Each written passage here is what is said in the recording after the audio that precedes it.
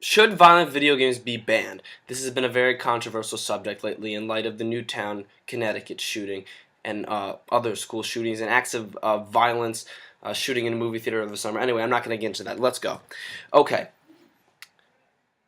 The New York Times recently published an article on February 12, 2013, which is actually yesterday. And it talks about a study at Iowa State University, which proves that violent video games are linked to more aggressive behavior. It's an undisputed fact that violent video games lead to aggression, increased aggression.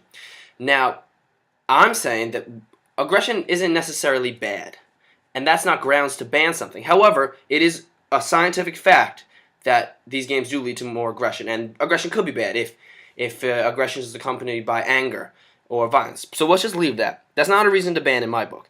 However, I do believe that these games should be banned, or at least specific types of these video games should be banned.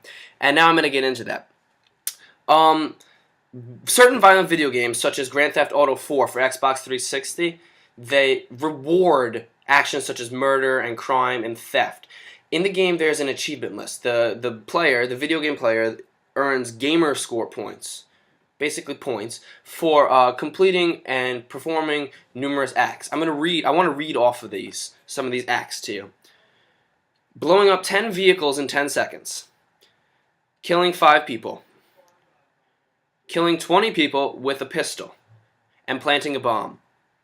Now, obviously, these acts are highly illegal. They result in murder and death, and they're terrible. And in this game, you get points for doing these things.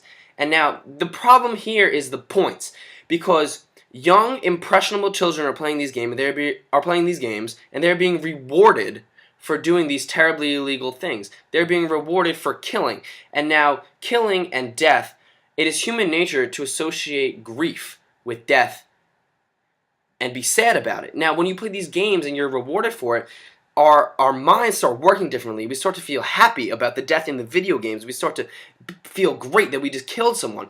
And these young, impressionable children, they take this violence and they're rewarded for it in the games, and then they take this into real-world scenarios, and they have this distorted sense of how to react to death and murder. And that is a terrible thing. And that's grounds for banning. But I'll continue, because violent video games aren't what they used to be. Violent video games are no longer fighting, punching. That's not violence. Violence has taken on a whole new level. It's now gore and it's horror. For example, another video game for the Xbox 360 platform is the Gears of War series.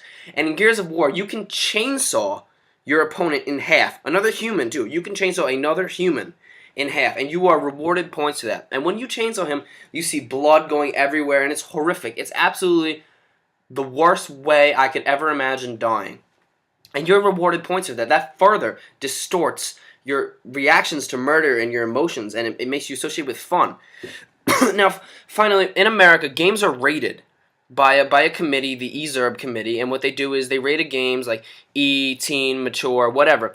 And when they rate them, they give reasons for the rating, like extreme violence, gore, sexual content, nudity, violence, extreme violence.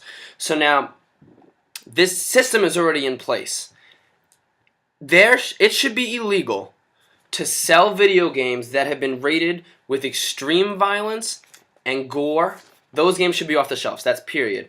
And in addition, games should no longer be allowed to reward murder and extreme violence with points, because that distorts reality. And those are the video games which should be stripped from the shelves of the United States.